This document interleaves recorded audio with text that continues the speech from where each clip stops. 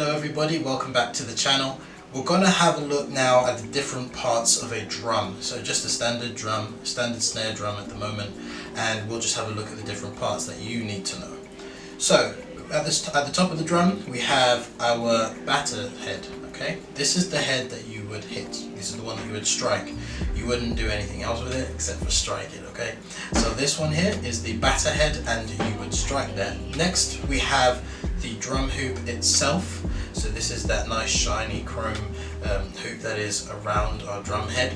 So that is what is used to attach to the actual drum, and it works in partnership with what we have here, which is your tension rods. Okay, so your tension rods, they all work together. So what you have after that is you then have your shell. So the shell itself, these can be made out of various different types of wood. I won't go into it too much today, but you've got loads of different types of wood that you can get your drums made from. They produce different sounds, different sound densities, and so on. What you will also find on your drum is a vent. Okay, so you will have a vent also.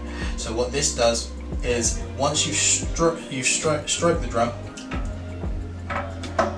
what will happen is the head will start to vibrate, and it will also gain vibration on the inside of your shell, and the sound bounces around and it produces a vacuum as your drum does this on the batter head and your resonant head. Remember resonant head, guys.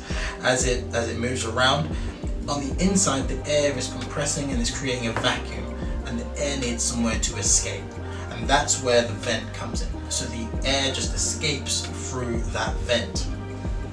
So that leads us then onto our resonant head, right guys? So we've said it already. So our resonant head here, this is a thinner drum head.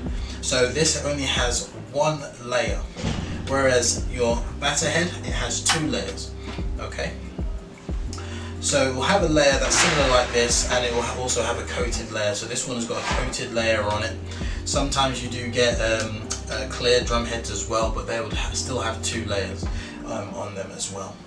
So here we've got just one layer, but it's also known as a resonant head. Okay, you notice as well here we've also got the snare wires. Some also call it the snare belt. As part of the snare wire system, it also needs to attach to the drum. So what we use is we use what's known as the snare lever. Okay, so this can be turned on or off. So here is it. This is it in its off position. The off position drops the snare wires off the head. I don't know if you guys can see that, but can you see ever so slightly that the snare wires are dropped off that drum head? Hopefully you guys get to see that in the video. But once you've turned it back on, it then presses against the drum head. Okay, so this is the snare lever. On the opposite side, this is just called the butt. Okay, so this is the snare butt.